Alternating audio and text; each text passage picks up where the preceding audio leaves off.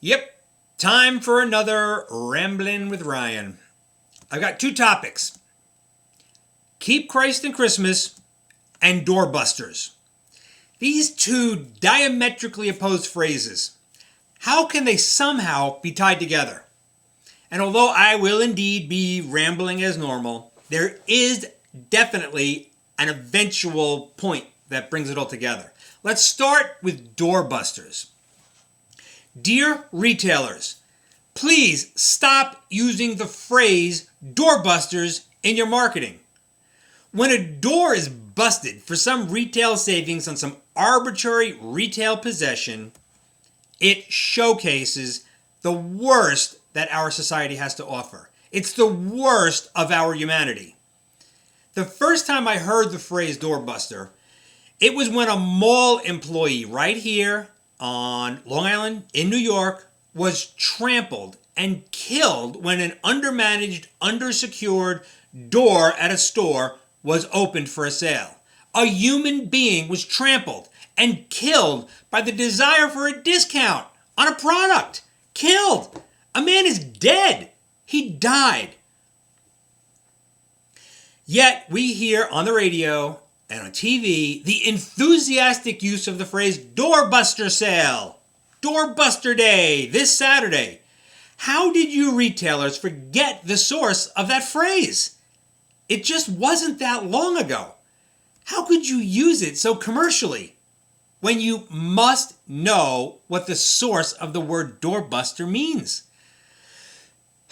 Now, second part of the ramble, keep Christ in Christmas. It's a nice phrase. Created, I believe, by the Knights of Columbus. By the way, Knights of Columbus, Squire of the Year, 1976, right here. But keep Christ in Christmas.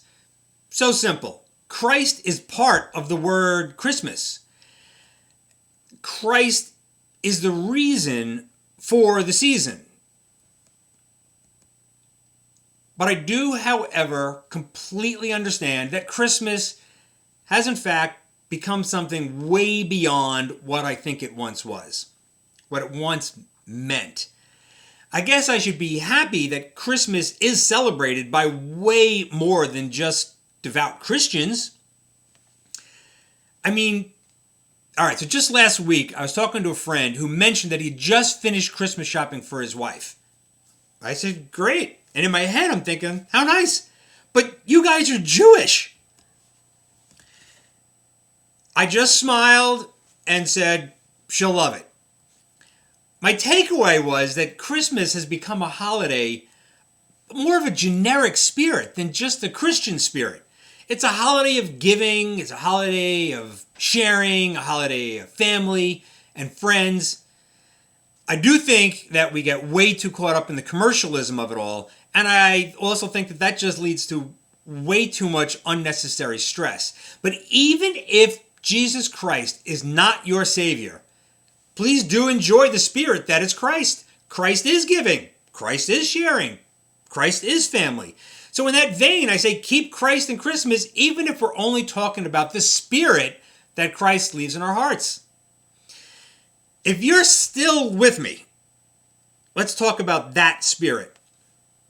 Jesus Christ and God our Father is my spiritual guide.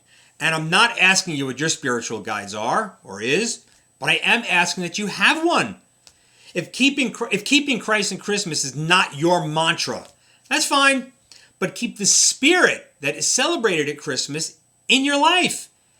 Be it at your church, your temple, your parish. I don't care where you go. But find that spirit that will keep your heart warm and keep you on the right path. Put the spirit that is Christmas in your everyday. Put it in your every step. Put it in your every word, even if it is not Christ that you follow. Now, how do I tie this all together? If you're still with me, I thank you for believing that my rambling might actually have a point. Now, what if your church or your temple or your parish had a doorbuster sale? What if there were 65-inch TVs there? What if those TVs were free and all you had to do was enter the door and participate with your clergy leader for an hour or so, once a week? If that is the case, would those doors be busted? Would you participate?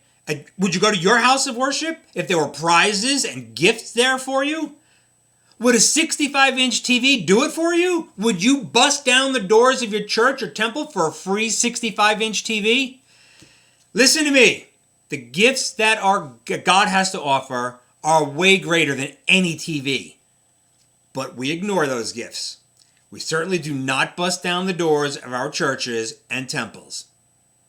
And if you're still listening to me, there are awesome sales at every house of worship, and some of them don't even have big lines. They're not crowded. Go get the gift of God.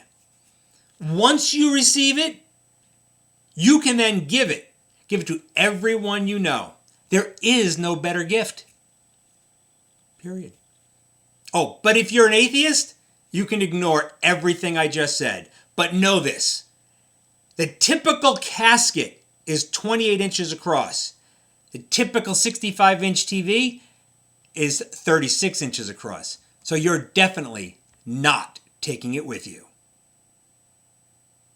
Tim Ryan, ramble over. Peace out.